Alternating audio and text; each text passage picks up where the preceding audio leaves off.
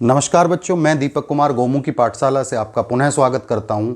आज हम डिस्कस करेंगे, एक क्वेश्चन बनता है आपका डाउन स्ट्रीम अप स्ट्रीम वाला क्वेश्चन होता है। वो linear equation in two variable and quadratic equation दोनों में मैटर करता है, तो उनको डिस्कस करेंगे क्वाड्रेटिक इक्वेशन के हेल्प से भी और उसको linear equation in two variable में भी।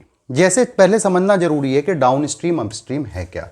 डाउन स्ट्रीम अप स्ट्रीम, पहले हम डाउन स्ट्रीम की बात करेंगे।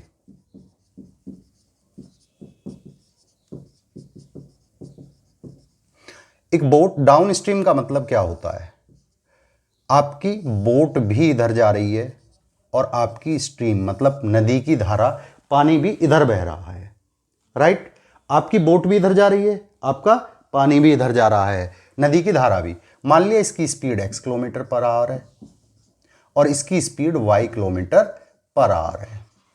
देन डाउन स्ट्रीम में बोट भी इधर है और स्ट्रीम भी इधर है। जैसा कि आपने साइकिल चलाई होगी, साइकिल में क्या होता है, जब हम हवा के बहाव के साथ चलते हैं तो साइकिल चलाना आसान होता है क्योंकि हवा भी हमें पुश कर रही थी। जब हम हवा के बहाव के विपरीत चलते हैं तो साइकिल चलाना मुश्किल होता है। बिल्कुल वही कंसेप्ट यहाँ भी है। बोट भी इधर जा रही है और स्ट्रीम भी इधर जा रही है, इसका मतलब दोनों की स्पीड एक दूसरे में प्लस हो जाएगी और डाउन स्ट्रीम की final speed x plus Y kilometre per hour होगी। उसके बाद अप स्ट्रीम की बात करते हैं। अप स्ट्रीम में क्या होगा, आपकी बोट इधर जा रही है x किलोमीटर पर आवर से और आपकी स्ट्रीम जो है वो इधर जा रही है y किलोमीटर पर आवर से। तो स्ट्रीम जो करेगी वो बोट का अपोज करेगी, स्ट्रीम जो करेगी बोट का अपोज करेगी। अपोज करेगी तो माइनस होगी x माइनस वाई, क्योंकि दोनों की डायरेक्शन अलग अलग है। अब इसमें क्वेश्चन आ जाता है कि कोई व्यक्ति है, वो बैठा हुआ है बोट में और डाउन स्ट्रीम और अप स्ट्रीम 10 किलोमीटर जाता है और उसको 3 घंटे का समय लगता है। तो यह महत्वपूर्ण फॉर्मूला है time equal to distance upon speed. अब वो जाएगा 10 किलोमीटर और वापस आएगा।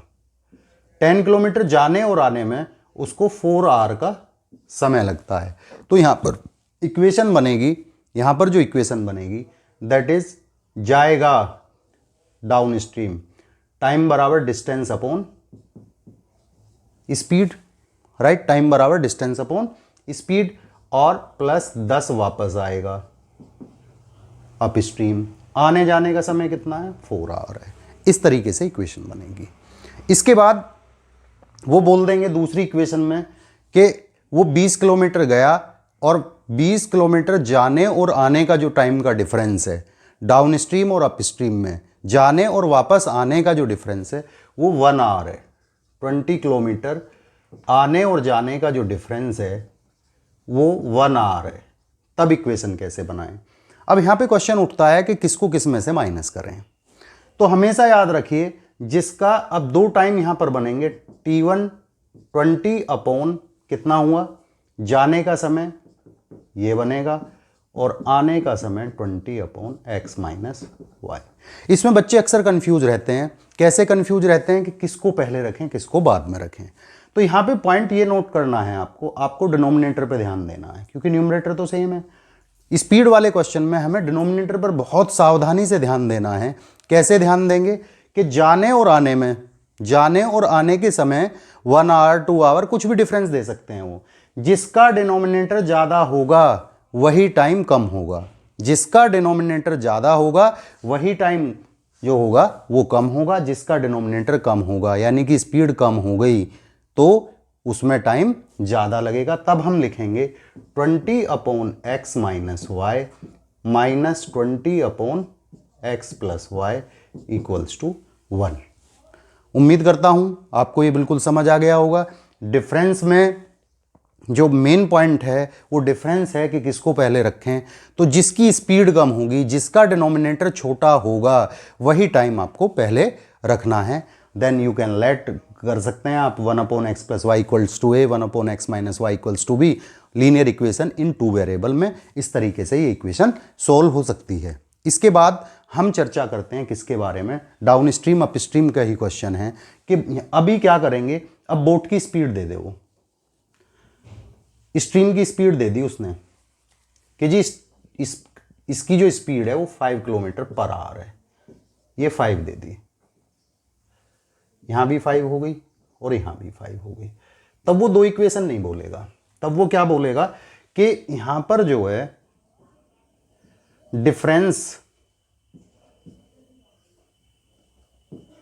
तभी आपका जो क्वेश्चन है ये वाली इक्वेशन की हेल्प से होगा और तभी आपका क्वाड्रेटिक इक्वेशन बन जाएगा।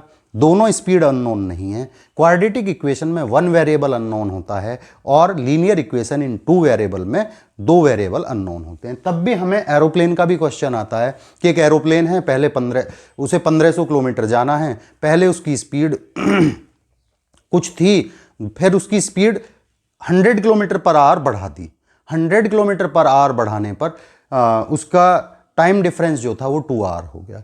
तो time equal to distance upon speed दोनों कंडीशन के लिए लगाइए और लगाने के बाद में आप ये देखिए कि कौन सा टाइम, किसका डिनोमिनेटर छोटा है वो टाइम पहले रख दीजिए, जिसका डिनोमिनेटर बड़ा है, स्पीड बढ़ गई, वो टाइम बाद में रख दीजिए और डिफरेंस जो है इक्वल में रख दीजिए। उम्मीद करता हूँ आपको ये सब चीज़ें क्लियर हो गई होंगी। गोमू की पाठशाला से मैं पुनः उपस्थित होऊंगा ऐसे ही नए नए वीडियो लेकर। आप बने रहिए हमारे YouTube चैनल गोमू की पाठशाला में। धन्यवाद।